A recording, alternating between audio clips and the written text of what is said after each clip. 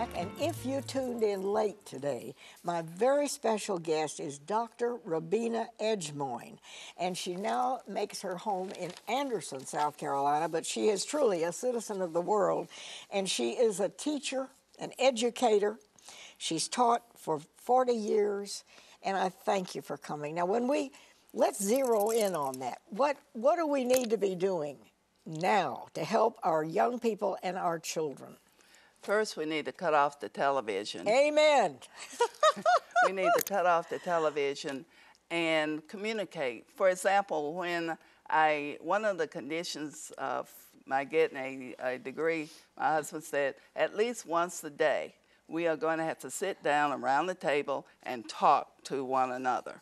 And at least I think that it's very important that you sit down for a meal and talk, communicate. Ask the child, what did you do today? Tell me all about what happened at your school today. And you'd be surprised at how well they do. I have 6 grandchildren, and all you have to do is on the telephone, my granddaughter will call me and say, well, I did this or that in school. I'll start asking her. I'm very tired of seeing people texting and tweeting and all that. We've lost the art of conversation. People can't talk to each other anymore. No, they don't know how to form sentences.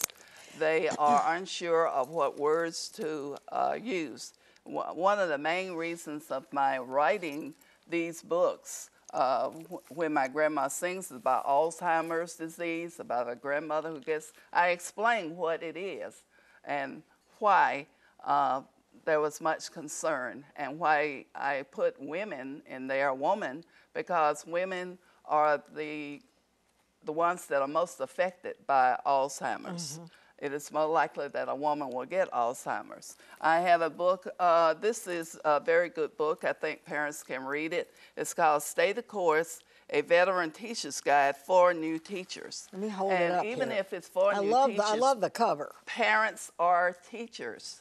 And so they are the first teachers. You need to read to your child. Even when you're carrying this precious soul inside of you, you need to read constantly to your children and let them ask them questions. I even have a question discussion for classes, etc. I ask sensible questions to them. For example, I wrote this Ethical Starters. With teenagers, you can sit down, since we're talking about this so much. What is that? It's a group of, it's called Ethical Class Discussion Starters. Right. And a lot of teachers have a problem getting their children settled. And this, they can use, there's enough questions in here for a year. And for example, one of them for students, how do we stop the flow of illegal immigrants from Mexico into the U.S.? List some suggestions. So you get them interested talking that way, and talking, discussing, write down the question, answer using sentences, and emphasize that speaking correctly, not speaking in a vulgar fashion, is the mark of an educated person. In this book, I emphasize how important education is. There are subliminal references to education. On page 8 of the book, they were talking about this young man who's brought in, and he's very poor, and they looked down on him, the nurses, etc.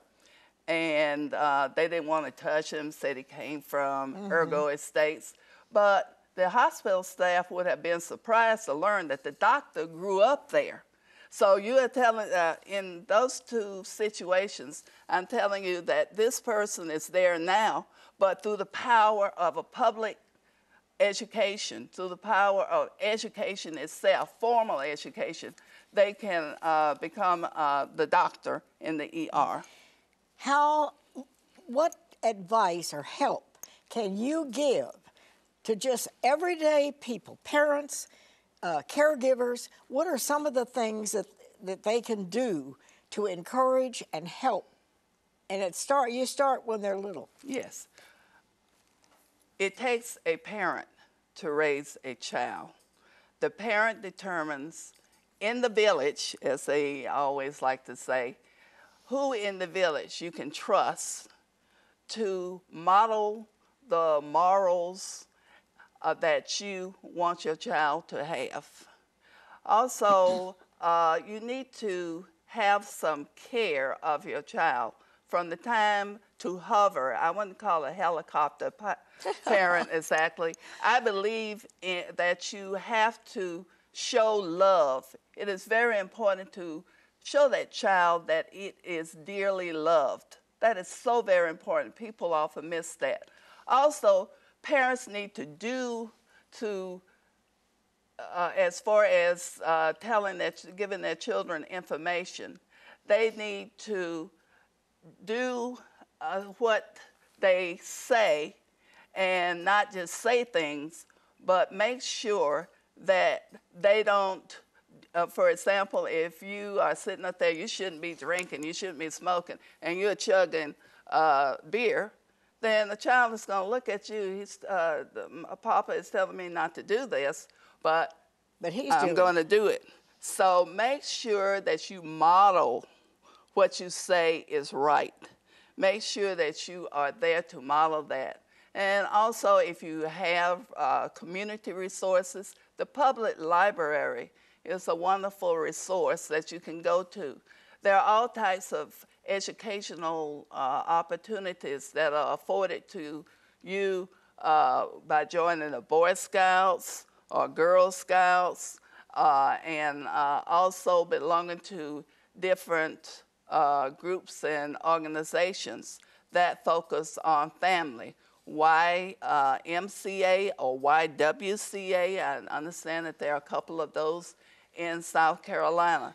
So you need to really care for that child. First of all, don't have children unless you really love them. I wish that everybody could have the experience of actually taking care of a child before they have a child. Because it's an enormous responsibility. Yeah, it is a tremendous responsibility.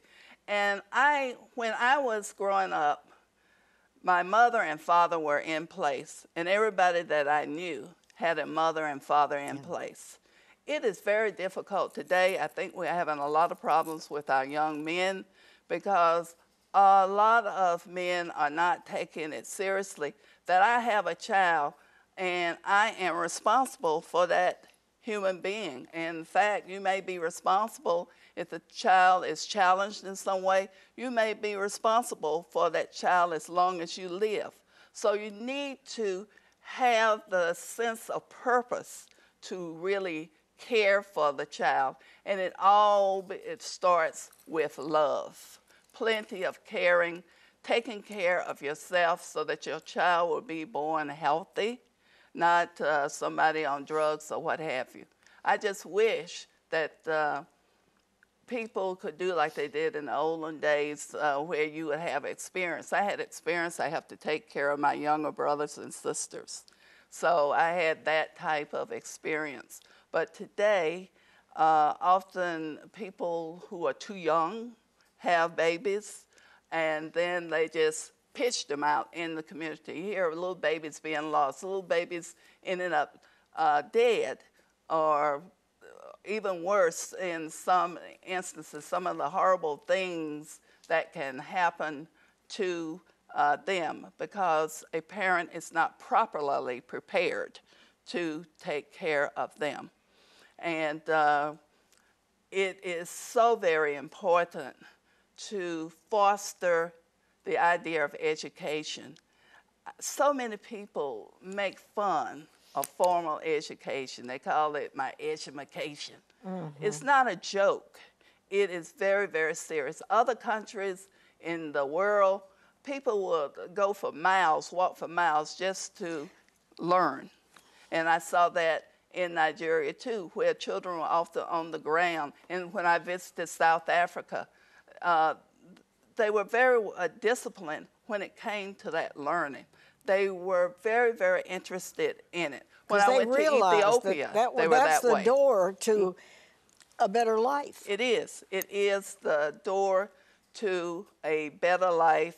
And when you have a good life, then I can turn that over to my children, and they can turn it over to their children.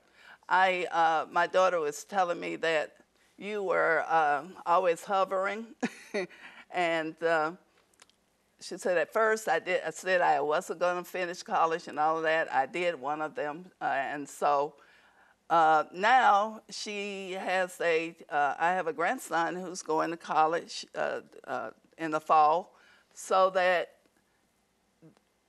is success when you have generation after generation appreciating formal and also informal education, because your parents are educators Okay, also. now, what are some of the simple little things that everyday people we can do?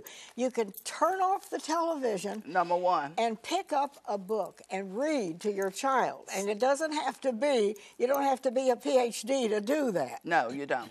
And you need to stop the texting, and I don't care that much for Facebook all the time, or some of these Instagram and so forth. Limit that.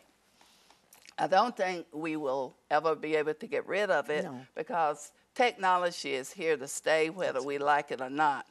So use it with caution. Be very, very careful about and monitor your child on the internet, especially because there are predators on the internet. Oh. And you don't want your child to succumb to a predator on the internet. Would you come back sometime? You just have so much to share. Of course, we I will need come about back. 3 hours.